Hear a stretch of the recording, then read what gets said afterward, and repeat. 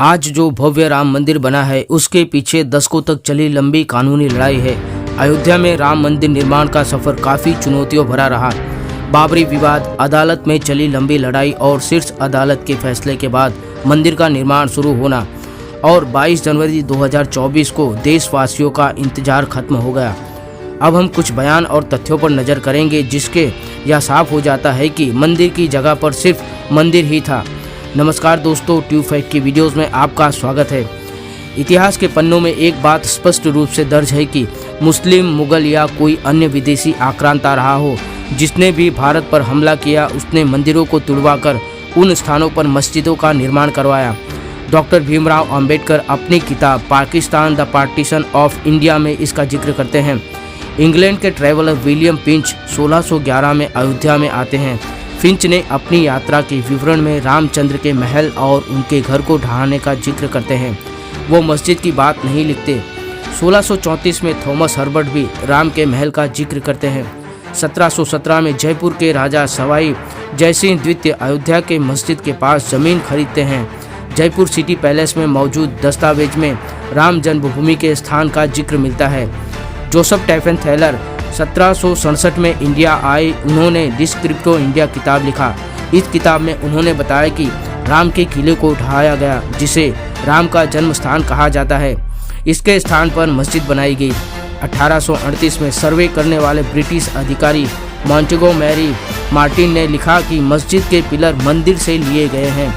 मशहूर आर्कियोलॉजिस्ट के मोहम्मद 1976 से 1977 में विवादित ढांचे की हुई ASI जांच के समय टीम का हिस्सा थे। अपने बयान में वो कहते हैं कि ASI के पास इस बात के पर्याप्त सबूत हैं कि बाबरी मस्जिद से पहले वहां एक विशाल मंदिर था। बाबरी मस्जिद से एक शिलालेख भी मिला है। इस शिलालेख का अनुवाद KV रमेश ने किया है। इस शिलालेख को विष्णु हरि शिलालेख कहा जाता है। इसके लिए KK मोहम्मद कहते हैं कि इस शिलालेख में लिखा है, यह मंदिर उस विष्णु को समर्पित है जिसने 10 सिर वाले को मारा है, यानी रावण को मारा है, और वो विष्णु जिन्होंने बाली का वध किया, यानी कि राम। उन्होंने बताया कि यह शिलालेख 12वीं शताब्दी का है। यह दर्शाता है कि मस्जिद से पहले 12वीं शताब्दी में वहाँ एक मंदिर हुआ करता था। दोस्तों, इन तथ्यों से हम और आप बहुत कुछ समझ सकते हैं। 30 अक्टूबर 1990 की तारीख बड़ी खास और दुख भरी है। उस दिन अयोध्या में कर्फ्यू लागू था।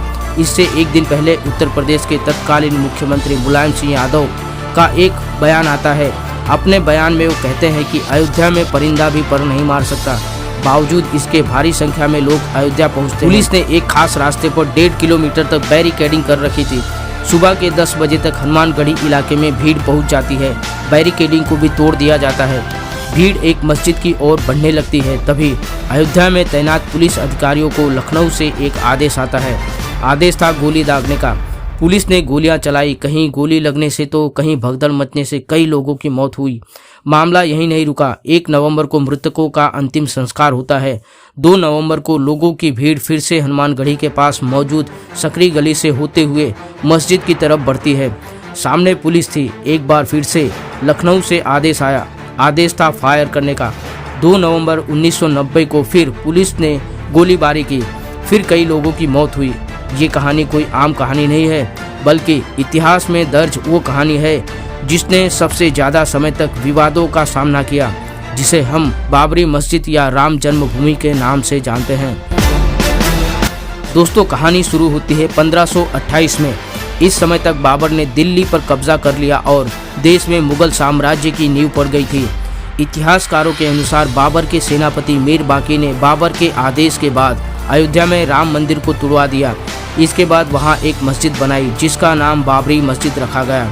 1528 में मस्जिद बनाई गई या नहीं, इसका कोई ऐतिहासिक प्रमाण नहीं है। आईने अकबरी हो या बाबरनामा, दोनों में ही इसका जिक्र नहीं मिलता। तुलसीदास ने 1574 में रामचरितमानस का अवधि में अनुवाद किया। इस किताब में भी बाबरी मस्जिद का उल्लेख नहीं मिलता। साल 1838 में पहली बार अयोध्या में सर्वे किया गया।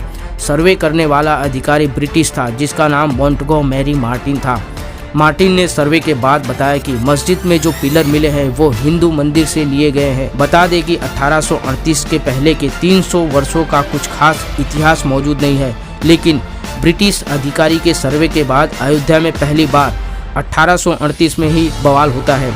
हिंदू कहते हैं कि जिस स्थान पर बाबरी मस्जिद है वहाँ पहले भगवान राम का मंदिर हुआ करता था, जिसे बाबर ने तुड़वा दिया और उस स्थान पर मस्जिद का निर्माण करवाया। साल 1853 आता है और पहली बार अयोध्या में दंगा होता है। इसके बाद 1857 में हनुमानगढ़ी के महंत ने मस्जिद के आंगन में पूर्वी हिस्से में एक चबूतरा बनाया। इसी चबूतरे को राम चबूतरा कहा गया। इसी स्थान को राम जन्मभूमि भी कहा गया। विवाद बढ़ा तो इसके विरोध में मौलवी मोहम्मद असगर ने जिला मजिस्ट्रेट के सामने अर्जी लगाई और पहली बार साल 1859 में मजिस्ट्रेट के आदेश के बाद मस्जिद में एक दीवार खड़ी कर दी जाती है। इस तरह भीतरी हिस्से में मुसलमानों को इबादत और बाहरी हिस्से में हिंदुओं को पूजा करने की अनुमति मिली। अब साल 1885 में निर्मोही अखाड़ा के महंत रघुवर दास ने राम चबूतरे की कानूनी हक लेने के लिए कोर्ट में अर्जी डाली। इस जगह उन्होंने मंदिर बनाने को लेकर कोर्ट से मांग की। इस याचिका में चबूतरे वाले स्थान को ही राम जन्मभूमि बताया गया। ये अर्जी साल 1886 में खारिज कर दी जाती है। अब कहानी पहुंचती है सीधा साल 1934 में। अब सवाल ये उठता है कि 1886 से 1934 तक क्या हुआ। इस समय के दौरान कई दस्तावेजों ने यह दावा किया कि अयोध्या में कई मंदिरों को तोड़ा गया, उस पर मस्जिदों का निर्माण हुआ।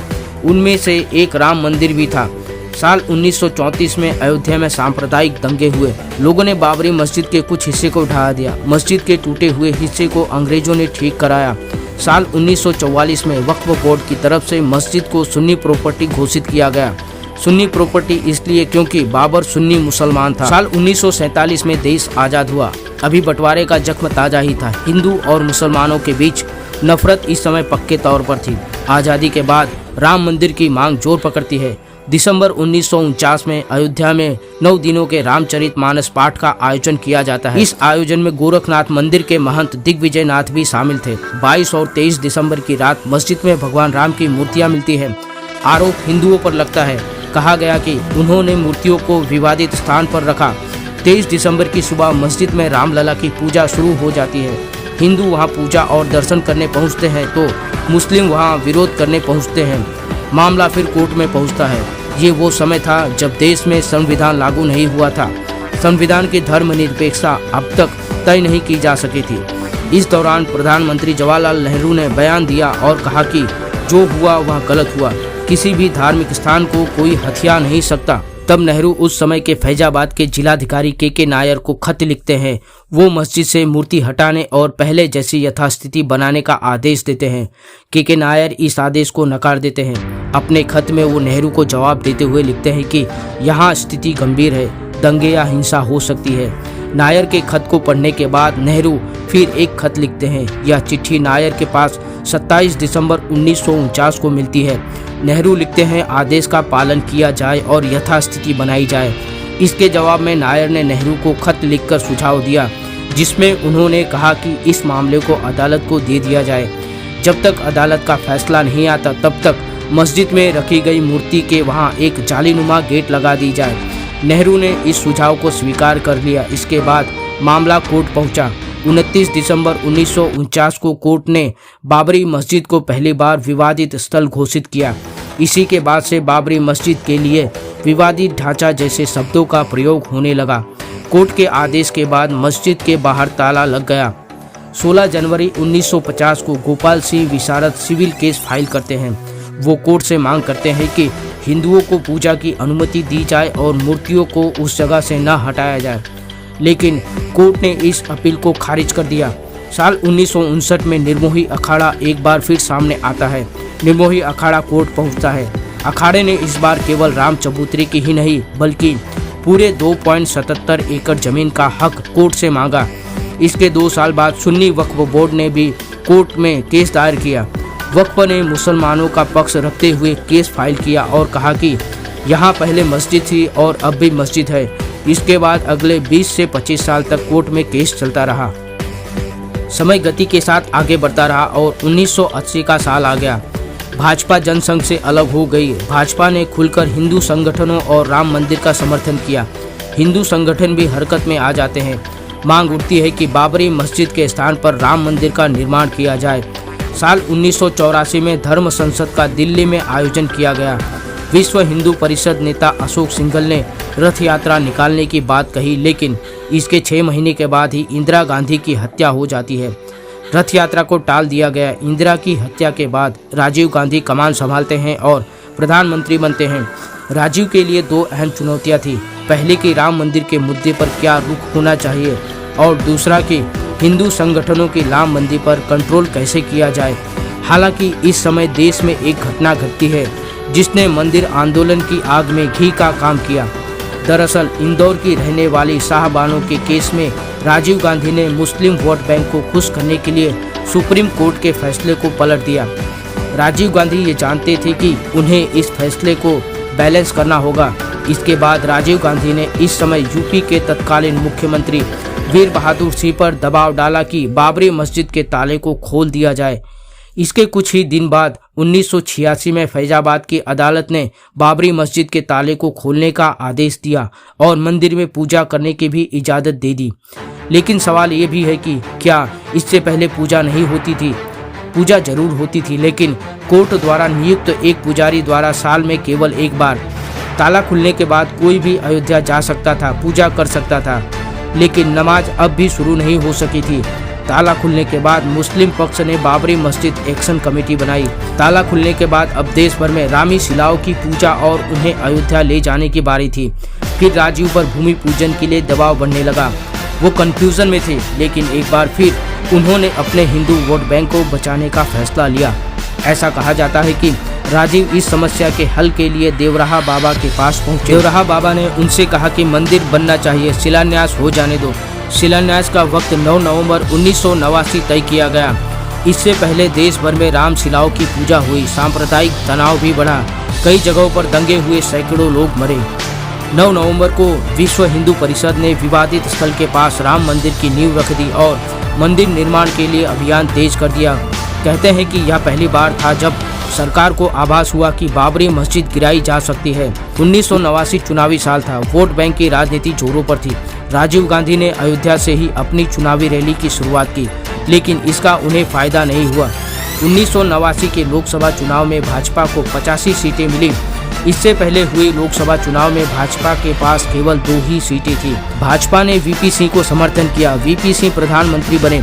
25 सितंबर 1990 को लालकृष्ण आडवाणी रथ यात्रा निकालने की घोषणा करते हैं। रथ यात्रा जो गुजरात के सोमनाथ से अयोध्या तक निकाली जानी थी, जिसे 30 अक्टूबर 1990 तक अयोध्या पहुंचना था।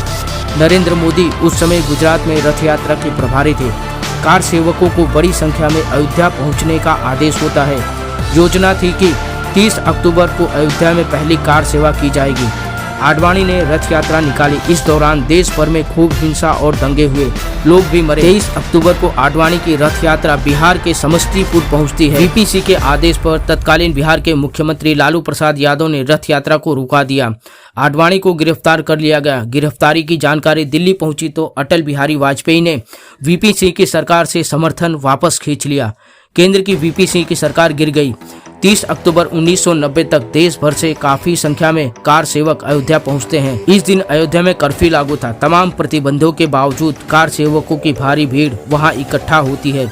हालात हिंसक बन जाते हैं। कार सेवक मस्जिद पर चढ़कर केसरिया ध्वज फहरा देते हैं। तभी लखनऊ से अयोध्या के पुलिस अधिकारियों को एक फोन आता है।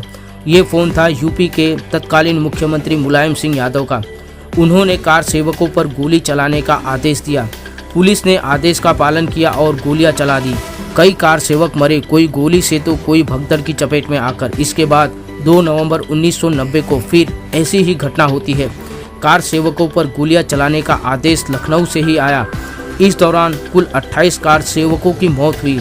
मरने वालों में कोठारी बंधु भी शामिल थे। यह वही दौर था जिसके बाद मुलायम सिंह यादव के लिए मुल्ला मुलायम जैसे शब्दों का इस्तेमाल होने लगा। एक बार फिर चुनावी दौर शुरू होता है। मई 1991 में चुनाव प्रचार करने गए राजीव गांधी की हत्या कर दी जाती है। देश में कांग्रेस के प्रति सहानुभूति थी। कांग्रेस केंद्र में अधिकार जमाती है। पीवी नरसिम्हा राव प्रधानमंत्री बनते हैं। इसी साल जून में यूपी में चुनाव हुए। भाजपा सरकार बनाती है। कल्याण सिंह मुख्यमंत्री बनते हैं।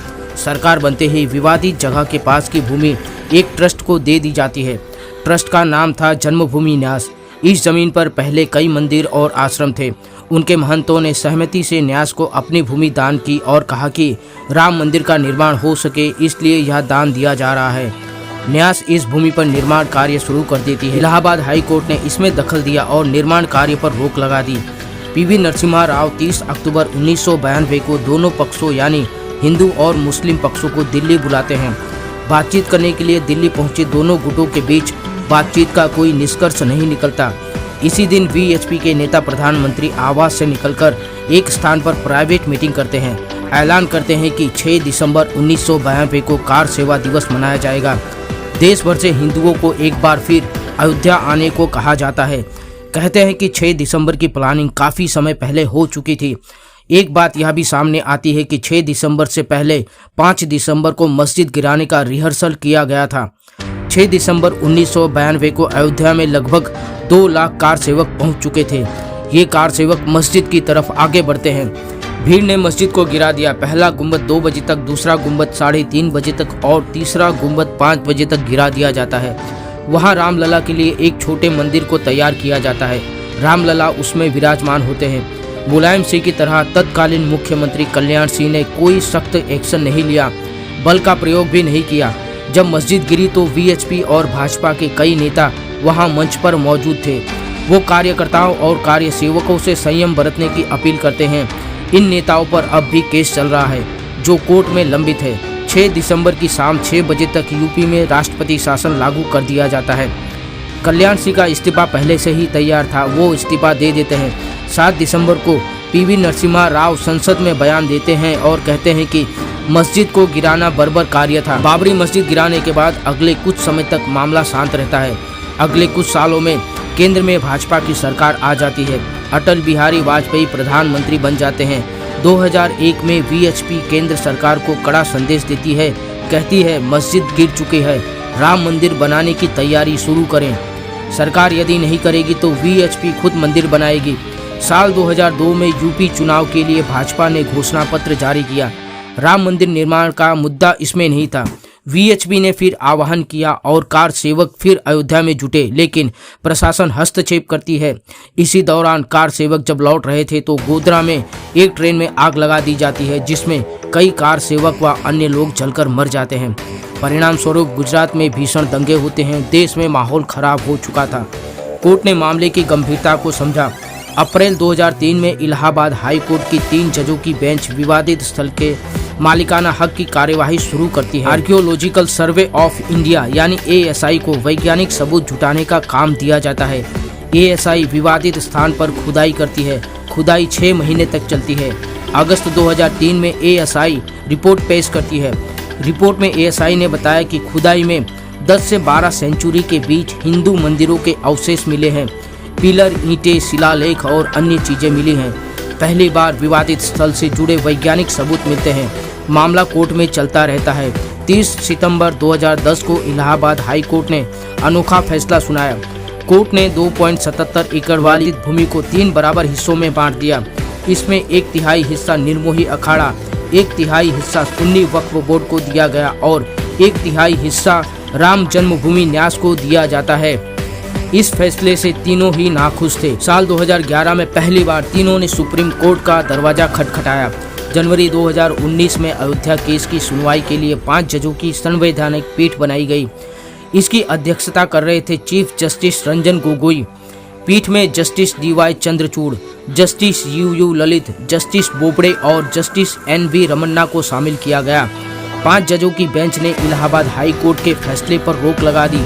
9 नवंबर 2019 को ऐतिहासिक फैसला आया। इस फैसले ने राम मंदिर के 492 साल पुराने संघर्ष पर विराम लगा दिया। बेंच ने सर्वसम्मति से फैसला लिया और ASI की साइंटिफिक रिपोर्ट का हवाला दिया तथा 2.77 एकड़ की पूरी जमीन जो विवादित थी वह रामलला विराजमान को दे दी गई।